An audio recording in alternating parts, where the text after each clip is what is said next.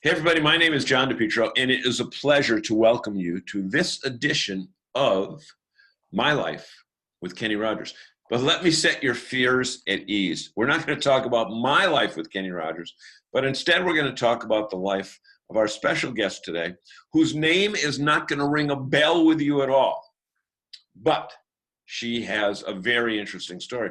Her name is Midge Trubey, and she's standing by. She's in Tampa Bay. I'm in Boston, and we're going to talk to her in just a second. But first, I want to tell you that this is one of a series of commemorative videos we're doing on the life of Kenny Rogers. And we're talking with people who worked with him in various stages of his career and in various aspects of his career as well. And when you hear a story of our guest tonight, you're going to say, wow, I didn't know people like that even existed, but they do. But we want to tell you that in the bottom right-hand corner, there's a little red button that says subscribe.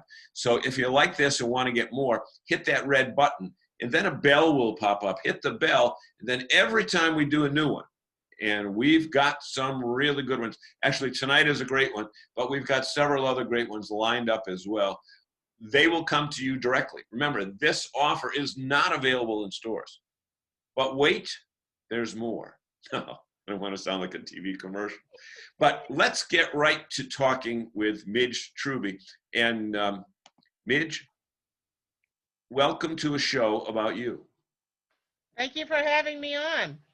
So you've got probably one of the most interesting stories of all the people we're going to talk to, because you were the one that was responsible for keeping that gang, I know there's a better word for it. No, really. No, not really. Okay.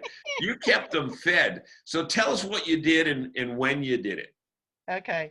I started my company in 1977, and in 1979 wound up being on the Kenny Rogers tour. Here I was just 2 years into my company, and my company was called The Personal Touch. And what we did was we did catering for entertainers. Started out just being in Florida, but within 2 year time I was national because nobody was doing it. Mm-hmm. And I had the idea, well, I can travel with them. I know how to cook. And it was so much more to it than that. And I learned, trial by fire, as it were. But it was just so wonderful to be in a situation where, yeah, I did speak to Kenny every day. All the stars you have to speak to every day. There's nothing more personal than trying to feed them. Breakfast, lunch, dinner, dressing room setups, sound checks, and then even takeout things. Like when they were ready to leave the building. Like Kenny always had me fix something for him to take on the plane. In those days, he was strictly plane. There was plane back there and was forth. no air. There was no buses at that point. For him. So the years that you were with the Kenny crew, what years were those exactly, Midge? 1979 through 1981. I crisscrossed the country with him twice. And then when I left the road, because I had little children and they were growing up without me, I came back to Florida. I continued doing all the concerts in Florida with a lot of entertainers until about like 2008. And then I kept doing Kenny right up until I retired. So actually, until like 2000, I guess I did all the road shows. But Kenny, I kept working right with him till I retired in 2007, and then kept going after that with him. Exactly. So an average day with you guys. Mm-hmm. Give me your average day. Say it's starting at it's the first day of a tour. Now I understand that you were dealing with like 3-week, 4-week tours. Correct. Mostly, obviously one-nighters, or sometimes doing 2 or 3 nights in one city. But assume that it's the start of the tour. Mm-hmm. How did you get to the start of the tour? Because Kenny and the band, were they doing arenas at this time? Yes. Yeah, they were. Okay, Yeah, so they're doing the big buildings that are 12 to 15,000 people. Yeah, well, watching the football game today reminded, of the time when we played in New Orleans in the Dome, and it was like, You know, when you see venues like that, you go, oh gosh, I was actually there. You know, I actually know where everything is in the back. You know, so In the that's kind back. of interesting. Yeah, in the Exactly. back. Exactly. But a So regular work day would start, like you say, like if they had like a seven, you know, like 7:30 breakfast. Okay, I would have to be in at 6 because I had to make sure that the tables and chairs were in place. Coffee had to be done. All my equipment had to be unloaded. Breakfast at 7:30. Breakfast had to stay out right up until the rollover at lunchtime, which would now be like 12. who you weren't dealing with the talent at 7:30 in the morning, No, right? all the crew, Okay. the crew, and the house crew. And how many people did that usually consist of? We started out when I first started with Kenny. It was about like 20 or 25, and it wound up being with those huge stadium shows when those were, you know, came very quickly with the Gambler and Lucille and you know, the lady and things like that. That it was went quickly to 50 to 60 people. Okay, so you're doing breakfast for 50 to 60 people. Now you're not doing made to order eggs now. I mean, you're doing the Oh scrambled eggs. yeah. Oh, hey. Oh yeah. Yeah, yeah, yeah, and that was a good thing to be able to do because I had a stove that was in a road case with a 150-foot pigtail, so it could be hot wired anywhere. Sometimes they took it through the ceiling. You know, it had the pigtail on it, so you always have power in any of these buildings. So sometimes the building did not want me to cook inside. I would be, you know, like on a loading dock. I've been on fire escapes. I've been every which way, but the guys would come out with their plate. If I, you know, cooking eggs, they could have scrambled eggs, they could have, you know, fried eggs, and onto the plate, and that they went. But there always was, of course, the cereal and toast and bagels and all the juices, and of course coffee, just gobs and gobs of coffee at that time of morning. So Yeah. And how did that stuff appear? Did it just you called Grubhub and they delivered it to the arena, or no, and how I did that do. stuff get there? Well, I would have to go shopping every day. And so like the night before I made sure that I had what I needed for breakfast, I gotta and that stop. was put on I gotta stop. ice. Yep. Shopping for 50 people Yes, every day. every day in a Yes, sir. different city. Yes, sir. Okay. And this was, if I recall correctly, historically, this was prior to Costco and BJ's. And right, you Yeah. didn't have the national chains that had, you know, basically you were doing food service. Right. Well, Um, we didn't have cell phones either, John. oh, so- You couldn't call ahead and say, "Oh, I need this and this and this." okay. No, there was no way. There weren't computers, so I was not able to put a computer order in just to go and be able to pick it up. I physically had to go into the store, you know, in each town to get everything that I needed. Yeah. So was it pretty much the same list every town? Well, as far as the juices and the beverages, yes.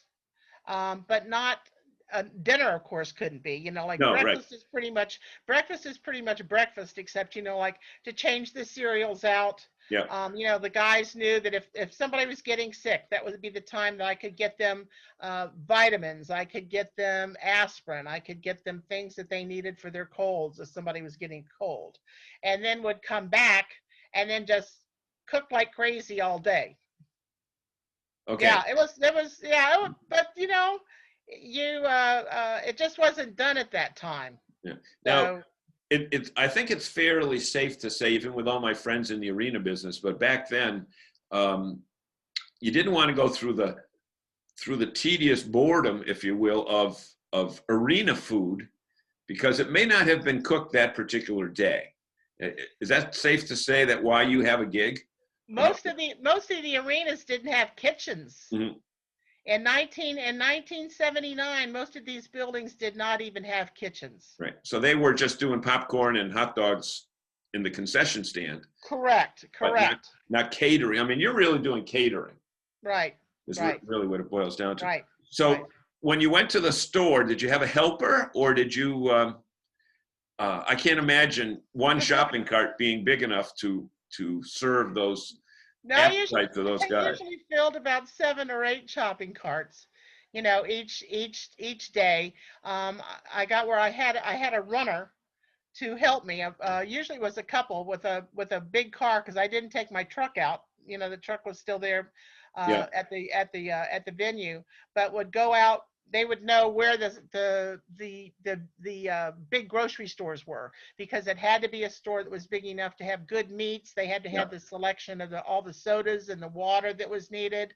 I always used flowers if I didn't have flowers from the night before, that people had left on stage, because the guys would give them to me. The Yes. guys gave me all the flowers. You know where Yeah. all the girls would throw Yeah. their flowers up on Yeah. stage? Yeah. They Yeah. would gather them up and give it to mom. And Yeah. I was like so excited.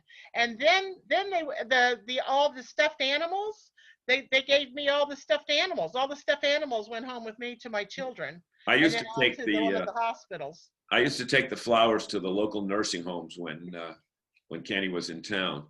Okay, so now I would cut them off and put them in vases the next day and use them on the use guys' them on food the table. tables, on the tables. So now you're back at the arena, and Yep. it's what, almost lunchtime, or it's middle of the afternoon, or what? No, it's almost lunchtime. I mean, So I had a very short time frame to do this. you're doing cold I cut? had another crew. I had two other people with me. Okay, so you're doing Yeah. sandwiches at lunch. You're not doing hot meals at lunch too. Oh yeah, hamburgers, hot Okay. dogs, tacos. What else did we used to do? Oh yeah, grilled cheese sandwiches and soup grilled cheese and tomato soup were always a big hit. Okay. So So, yeah. now you're cooking the main entrees at what, from like 1 o'clock on, to be Correct. ready at 4 or 5 or 6 or what? Dinner was always at 6 o'clock, 6 o'clock. unless something got tied up again with with sound check, or Yeah. if there was an emergency within the equipment. That's why they liked it there, because they could say, Midge, we have to eat a half hour earlier, or Midge, we have to eat a half hour later. Their dinner wasn't ruined because I was in charge of that. Okay. The dressing rooms always had to be set by 4 o'clock, because that's when the band came in. The band and whoever else was with Kenny came in for sound checks. And when Okay. they did those huge stadium dates, that's, they did do sound checks then. Give me some of the various menus that you would provide for these folks. Oh, okay. Dinner menus. Dinner menus. I know this is going to sound strange, but like everybody likes a New York strip, a steak. So if I wanted to do steak, I would make sure that the butcher sliced it down into steaks, or take a ribeye and put it into steaks. Otherwise, I would do like a New York strip roast or a ribeye roast. Chicken was good. They loved my lasagna. I did a lot of lasagna and Italian dishes. Baked ham is always awesome. Gosh. Now, of the band who was there then, Yeah.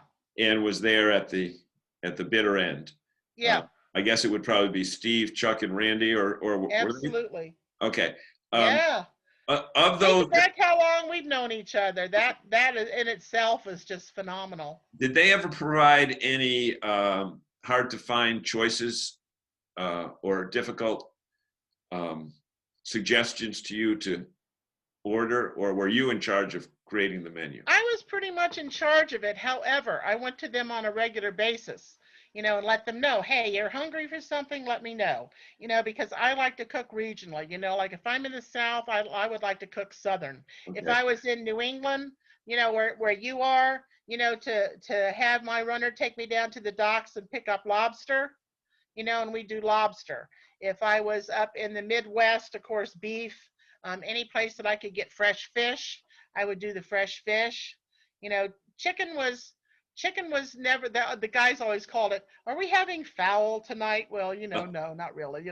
I mean, chicken was never anybody's big favorite, but chicken and yellow rice is a good Spanish dish, and they were happy to have that. Barbecue also, The good part about chicken is you can cook it so many different ways. Exactly right. Exactly right. So now it's serving time at 6 o'clock. Yeah. Are they ladling their own food out, or are you spooning it out onto their plates? Most of the time, well, when I started, and I saw the interview you did with Garth Shaw. Garth was very, very definite on the fact that the guests were not allowed to eat. In other words, we didn't have a problem in any way with all of Kenny's crew.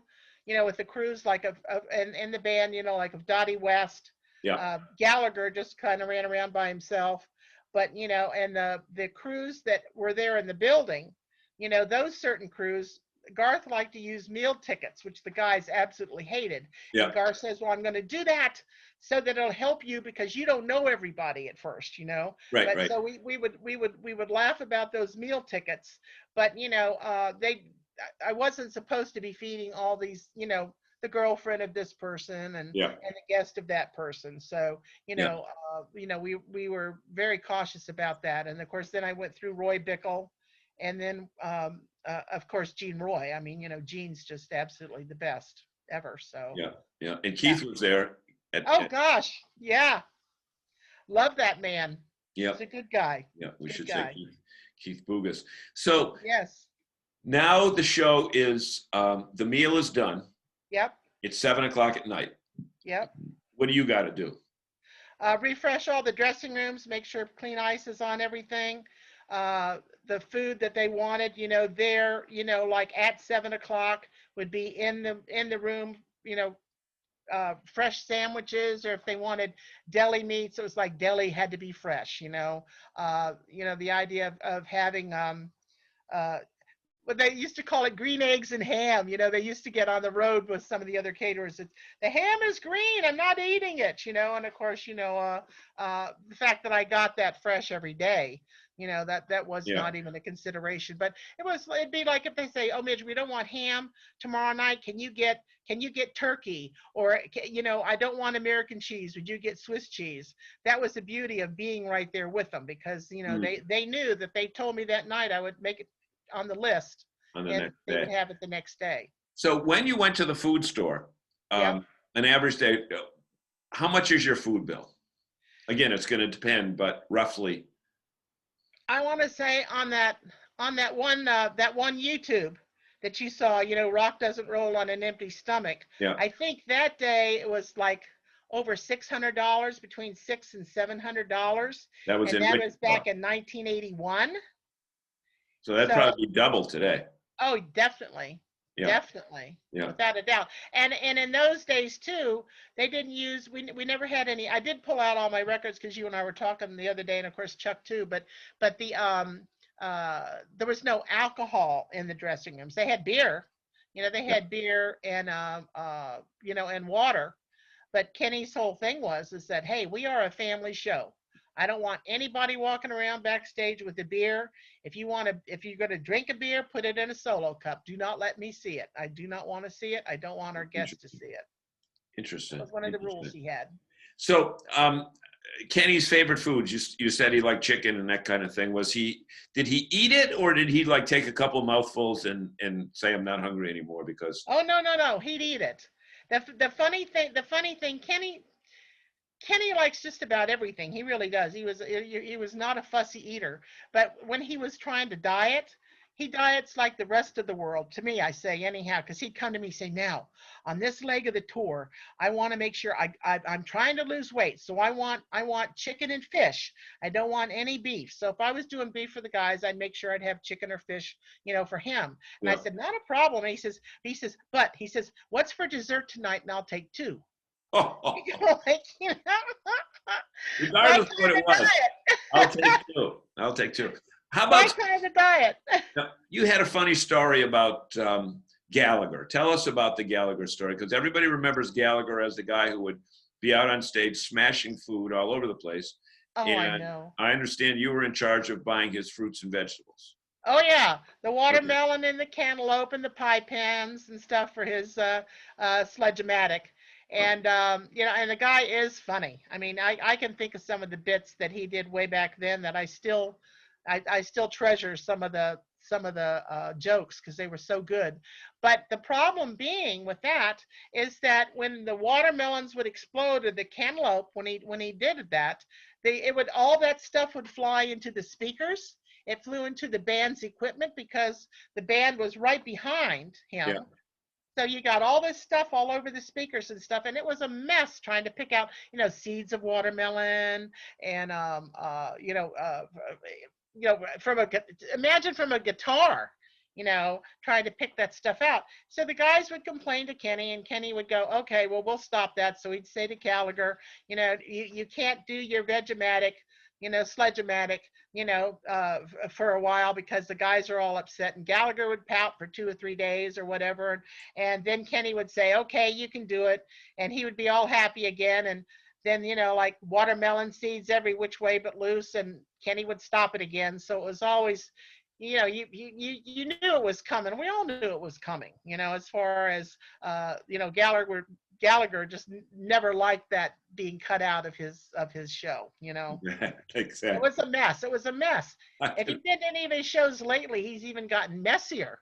Oh, so I mean, yeah, Kenny would not be real happy with that. So, so some of the opening acts, I know you had mentioned Crystal Gale and Dottie West, and I know you worked with Billy Joel and Donna Summer. Describe, at least on the opening act aspect, how they would interact with the band and the crew, and what was it like in the dining room?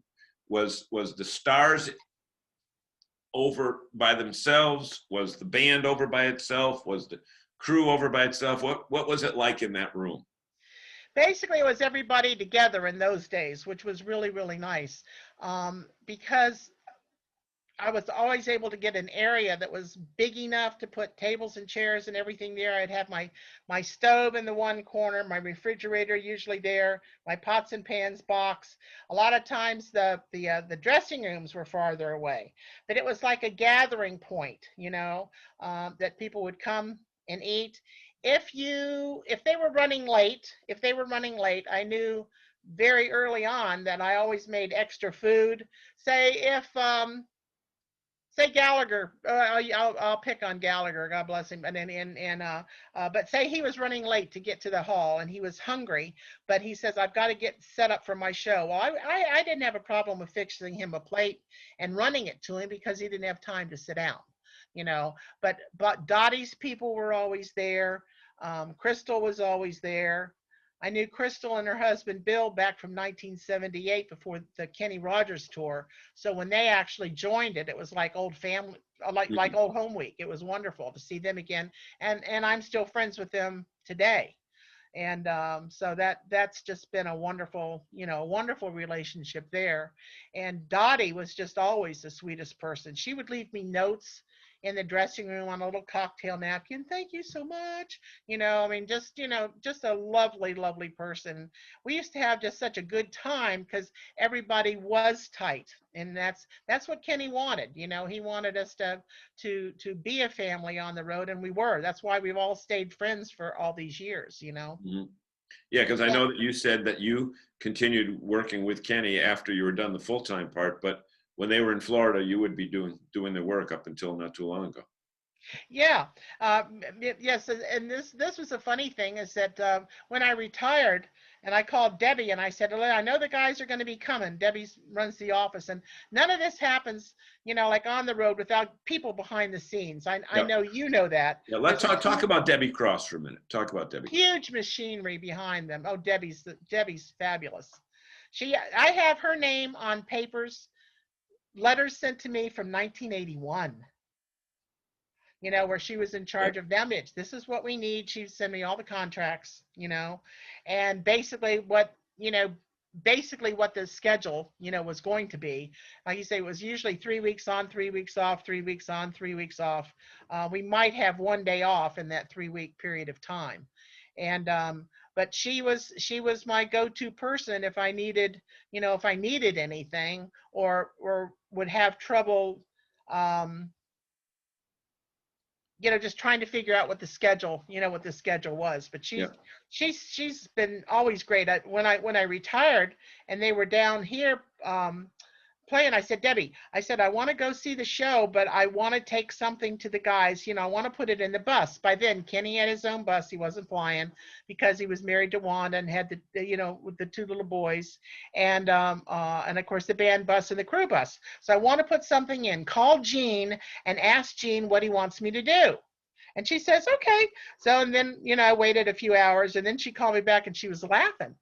And she says, well, the answer from Gene is, If you don't know what we like after all these years, something is really, really wrong. You just start cooking. Whatever you want to bring, we're happy to have it. And that was funny, So I would always put in, like something hot for dinner, like as a dinner item and a dessert. Sometimes I would bake cookies.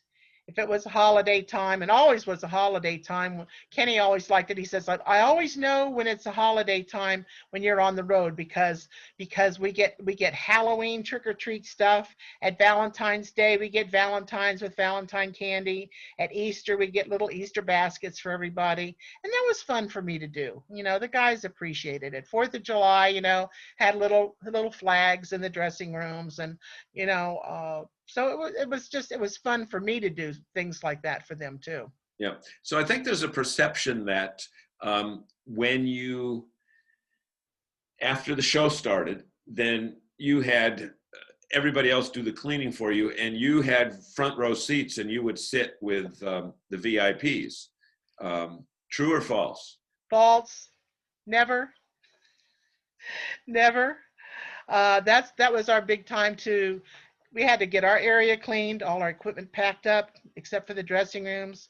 We were not allowed to leave. Well, and this, it's a courtesy to the building. You don't want to leave the dressing room in a mess. You want to pick up, after the guys leave. You have to make sure that everything's organized.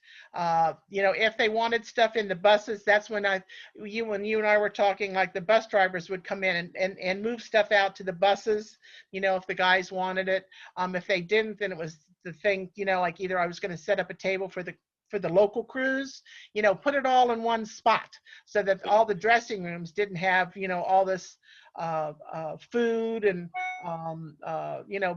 ice melted all over the place. It's just not nice to leave that for somebody else to pick up. So we did do the pickup. And if I had a chance, I would have the lovely opportunity to sit on a road case to the side of the venue and actually get to see it. That was later when the shows weren't so big.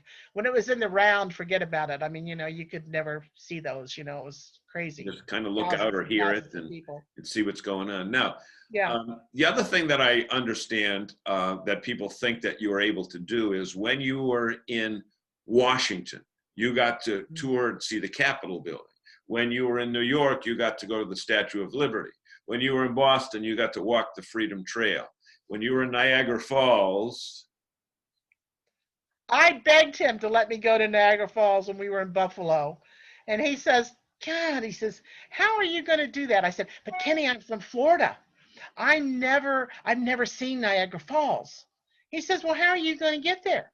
And I said, the driver that, I had a card file of all the people that worked, helped me in these cities, so that as things kept rolling, I could call them to help me out again the next year. So this couple were just great. And I said, I can get them to run me to Niagara Falls.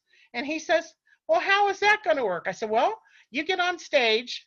I said, I will go to Niagara Falls. But what if you get lost? Can we trust these people? I said, yeah, I'm not going to get lost, because he was always, safety was a big issue for him. And of course, he knew that I was a single woman, divorced woman with 2 children. So he was very protective, which I always appreciated. And he says, okay, this is the deal. He says, you can go to Niagara Falls, but when I get walked onto the stage that night, and this was a big show, this was in Buffalo, it was all in the round, and he says, when I go walking through that curtain, he says, to get to the middle of the hall, I want to see your face. And then when I get off and come back, I want to see your face. He says, if not, you're going to be in big trouble. Well, okay, boss, whatever you say, and so I really, he just shook his head like this. So that night I was standing, right where he was walking on, and I made a real idiot out of myself by waving at him, and he just goes like this, rolled his eyes and went to do the show. Running out the back to the people had a van. We went screaming over to the Canadian side of the falls, literally rolled up there. I jumped out. It was a gorgeous night, able to hang over the falls to see the lights and everything. Yeah. And then got back in their car and went running back to the hall. You couldn't do that today. You couldn't get through customs like that. You couldn't do it. you know, but then you could. I think that was probably 1980, I guess. And so when Kenny, and I knew the timing, so when he got off the stage, again, I'm standing there jumping up and down at it, and he goes, "You didn't go, did you?" I said, "Oh, yes, sir, I did." And he goes, "Oh, my God," you know, and It's not went like on. you could hold up a cell phone and show them the photos because those didn't exist. Yeah. Yeah, yeah. So during, and how many years did you do that?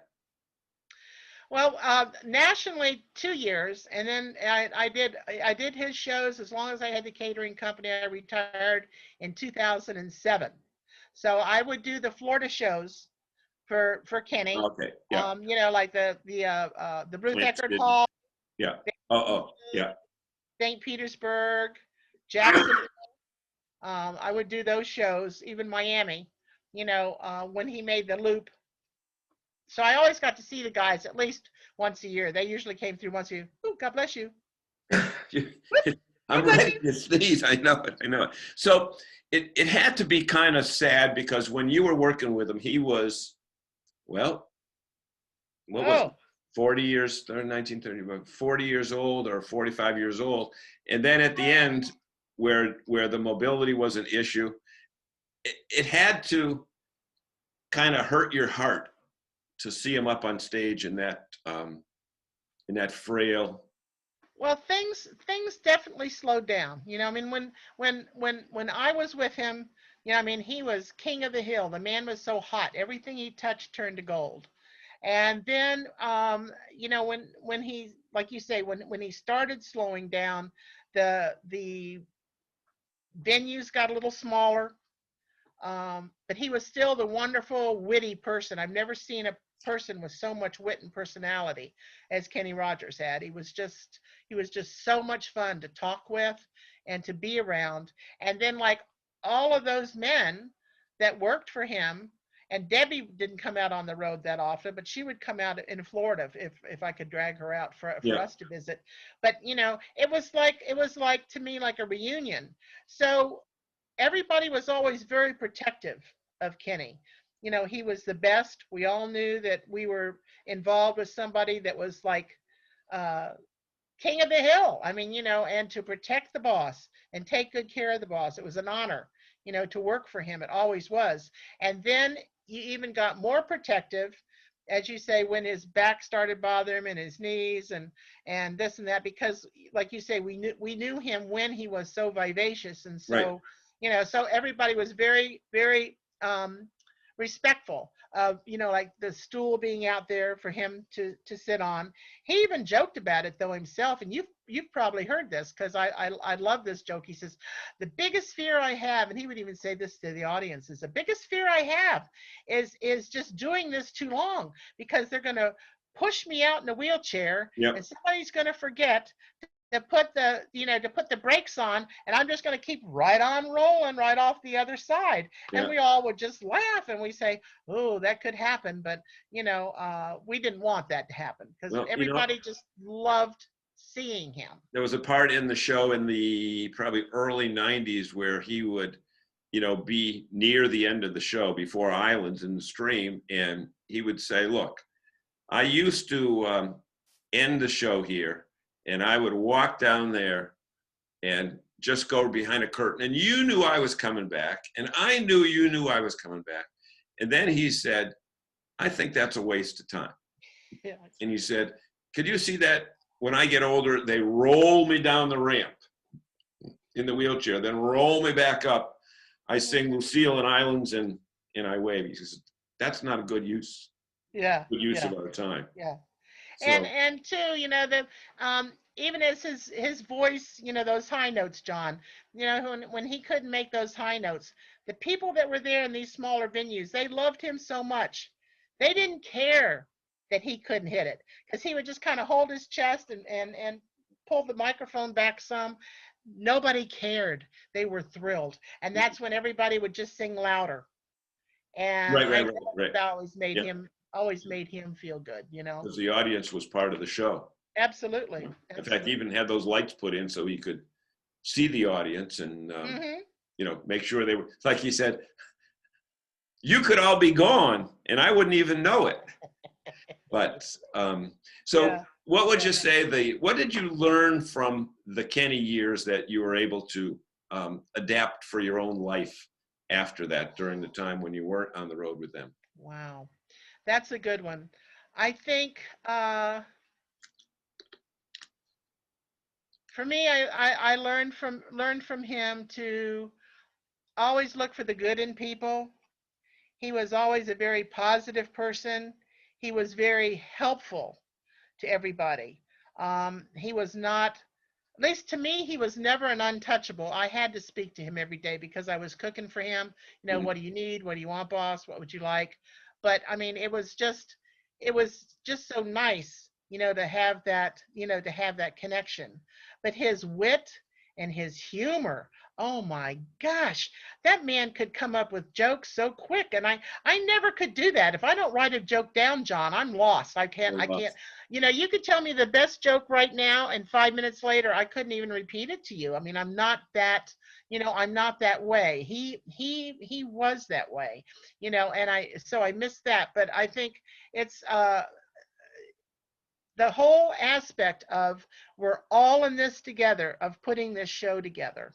Nobody was, he never treated anybody was more important than anybody else. And that was the thing that to me just was a wonderful thing to see, because I have worked for a lot of other people. That have And that he just caste was system. just lovely to everybody. No, it's interesting that you say that, Midge, because we didn't discuss that when we were talking the other day. But it seems like of all the people that I've talked to that weren't on stage, in other words, the bus drivers, the sound guys, the lighting guys, the production people, they all said they never felt like they were the low end of the totem pole, Right. because Kenny knew that they all had a part to play. Mhm. And if any one of those parts wasn't in order, the big show wasn't going to happen the way it should. Do Right. you agree with that philosophy? I Oh, mean, absolutely. with that, Absolutely. with And that. and I think that, like what the audience sees, of course, is the wonderful person on stage, which is in this case is Kenny, and he was absolutely the best. The band is absolutely wonderful. You didn't see Keith on stage, and Yeah. Keith. But you Um, did you know, hear him. you didn't see Debbie because she wasn't out there either. But all the bus drivers and everybody, we all kind of knew each other. Where we would, I mean, I knew Keith very well, but as things wound down and sped up, there was primarily the same people there. So it was always nice to see them, and people don't stick that out like that in this industry that usually spits you up and chews you out, Mm. unless you're really you feel like you're a part of it. And we were part of that Kenny Rogers family, and that's what's so bad, like with the COVID thing, and then with Kenny, with Kenny passing. I mean, Debbie was on the phone to me right away. I knew about it before it broke out in the radio, and I thank God every day that she told me that, because I just couldn't have survived, Mm. because it was just so tragic for me. And I'm not just the only one. Everybody felt that way, because we just loved him. We loved being together, but we all have not been able to sit together, cry together, hug each other. Well, I think the you're the only one that's helping that, for us. So I want to thank you for what you're doing. Well, I've asked so many of the people. I said, look, because of when he died on March 20th and during the Oh, whole COVID thing, that there was no public wake or funeral or ceremony or anything like that. And I said, do y'all miss the there's no closure to it, because nobody got to hug. right, right. Yeah, I think that's the hardest, for me, because I'm a big hugger anyhow. I mean, I truly am. I'm a big hugger. I like to be happy in the things that I do and the work that I do, but these guys were just phenomenal. Like to be around, and the fact that we can't, like even get together to talk of these stories. That's why I say this is, when I heard you were doing this, I just thought it was fabulous, because it's the one way we get a chance to see each other, reminisce some, Yeah. and hopefully at some point in time, we all will be able to get together and do something like this in a big group. It would be a blast. But until then, it's great to have you doing it. Well, the cool thing would be to get together when, with the Kenny Rogers band, with Chuck in the band, and Yeah. getting together for a show. And of course, everybody would demand free tickets. Nobody would pay. They'd be using their all old all access badges to get in. Oh, there you go. There you All go. my Kenny Rogers badges. There you go. Look at that. Access to all. It doesn't even say. Yeah, access to all. That is too funny. This is what we first started out with. I mean, we didn't even, I mean, you had that, and you had the T-shirt. You had your Kenny Rogers work shirt on. That was it. I mean, you didn't need anything else. That was it. So, we want to thank you so much. Your final thoughts. my final thoughts is I can never thank Kenny enough. He encouraged me to write a book, which he got his out before mine. Mine is Rock Doesn't Roll on an Empty Stomach. It's coming out in the winter of 2020. And he always said to me, write what you want, have fun with it. He says, because I had fun with mine. And I said, Kenny, you don't have to worry. I said, because everything is just fun. We were such a family. And he looked at me and he says, we were a family, weren't we? And I said, yes, sir, we were and we are. And I said, there's nothing bad to write about those beautiful times that we all were together. And I will always be thankful for the opportunity to work with somebody that was such an icon and a legend. He is a legend, and such a nice man, and witty, kind. I love his wife Wanda. I love his boys Justin and Jordan. I've seen them since they were itty bitty babies. The boys. I don't think they were ever itty bitty babies. No, I think they were about 8 pounds each at birth, and now there's a new picture of Wanda and the kids on the beach where they're both about 1.5 feet taller than her. They're huge. Did you see the picture that I loved? I love this one. It had to have been taken not too long before Kenny passed, but those two boys were helping their father walk someplace, and it was Kenny in the middle. Kenny to me was always bigger than life. Yeah. And he got so thin, like you say, and I don't want to say tiny, but that's how it kind of was. And the boys were so big helping their father. It was just the most gorgeous picture I've ever seen. It was beautiful. It was beautiful. Great. So we've been talking with Midge Trubey. I hate to say caterer to the stars. That's just such a Hollywood name. Yeah, no. But you know what? It sounds like you cooked with love, and everybody loved everybody. And you know what? That's really more important than anything else. And the fact that you felt it was a family environment, I felt the same way too. Yeah. And it's funny how when people like yourself are telling their story, there's always a story that you tell that somebody else didn't hear. I know one of the guys, I think when Roy was telling the story about Kenny driving the tank when he was in the National Guard and running up on the curb with it, nobody in the band knew about that story. Yeah. And, those are the crazy things that you see. Everybody we're all just normal people doing a job that appears to be much more glamorous than it actually is.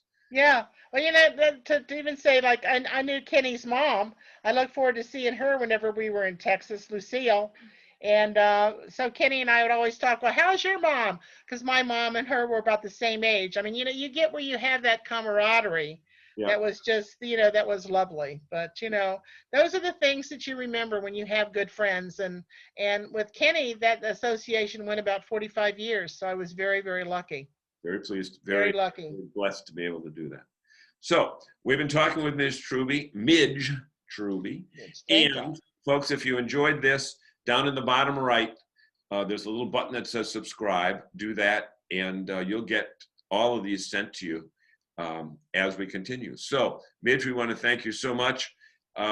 Before we leave, can you make me a ham sandwich with cheese and provolone cheese and the ham with no fat on it? Would you be able to do that? Absolutely. What kind of bread would you like it on, John? Italian. Italian. All right. Like, You got it. okay. Hey, thank you so much. And everybody, Thank you for having me, John. let's go have something to eat. Have a great Yep. day, everybody. That Ciao. sounds great. Ciao. Bye. Bye.